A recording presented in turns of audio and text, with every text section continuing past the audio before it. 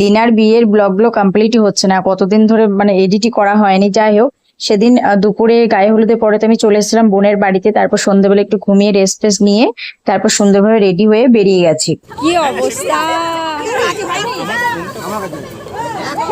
এসে দেখি কি অবস্থা, বরকে গেটের সামনে বসিয়ে রেখে দিয়েছে, ঢুকতেই দিচ্ছে না। তার কারণ হচ্ছে ওদেরকে টাকা দিতে হবে, তবে গেট ছাড়বে, মানে যেরকম বিয়েতে মজাই আর কি এরকম হয় সেটাই আর কি। তো যাই হোক, তারপরে আমি লিনার কাছে চলে গেলাম দেখা করতে। গিয়ে দেখছি ম্যাডাম তো তখন ফটোশুট করছে। কি সুন্দর লাগছে না ওকে দেখতে, সত্যি খুব সুন্দর লাগছিল। আসলে না, লাল চেরি বেনারসি পরলে না সত্যি মানে বিয়ের সময় সব মেয়েদেরকে একটু অন্যরকম লাগে। যাই হোক, তারপর তো একটু পেট পুজোও করতে হবে, তাই চলে এলাম এদিকে। ফুচকা, তারপর হচ্ছে চিকেনের 2-3 রকম আইটেম, বেবি কর্ন, আরো অনেক রকম ছিল, 3-4 পদ। একটু খাওয়া দাওয়া করলাম। তারপরে এই যে এতক্ষণে বিয়ে তো বসে গেছে।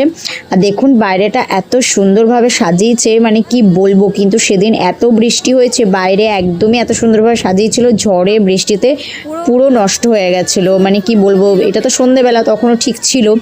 আর 29 তারিখেও বিয়েটা হয়েছিল সেদিন, তো এমনি রাস্তাঘাটে গাড়ি ঘোড়াও কম, এই জন্য তো বোন একটা মানে টোটো বুক করে দিয়েছিল আমাকে আসার জন্য।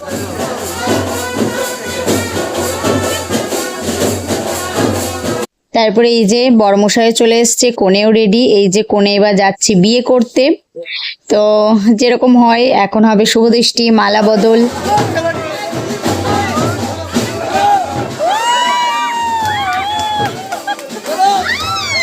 আর লিনাকে এত উঁচুতে মানে ওঠানো হয়েছিল, তো ভয়েই মানে কি বলবো চিল্লামিল্লি করছিল। যাই হোক, তারপর শুভদৃষ্টি হলো।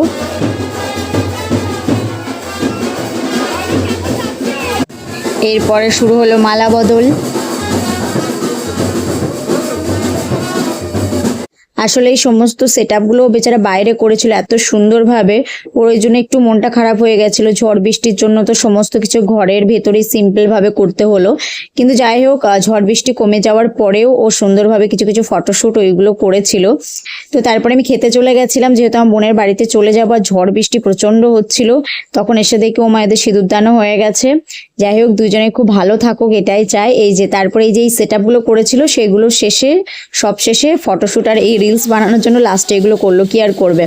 তারপরে আমি তো সেই উবের মানে বুক করেই যাচ্ছি, কিচ্ছু হচ্ছে না। শুধুমাত্র মহাদেবের জন্য হয়তো সেদিন মানে আমার বোনের বাড়িতে যেতে পেরেছিলাম, একটাই র্যাপিডো পেয়েছিলাম, সেটাতে কোনো রকমে আমি রাত্রে 11টায় মানে পৌঁছাই, 11টা 11:30টার সময় ওদেরকে বলে আমি চলে গেছিলাম, কারণ নেক্সট দিন আমার কাজ ছিল। সেই জন্য এই যে আমি এখন বোনের বাড়ি পৌঁছে গেছি, এখন ঘুমাতে যাচ্ছি। চলুন টাটা।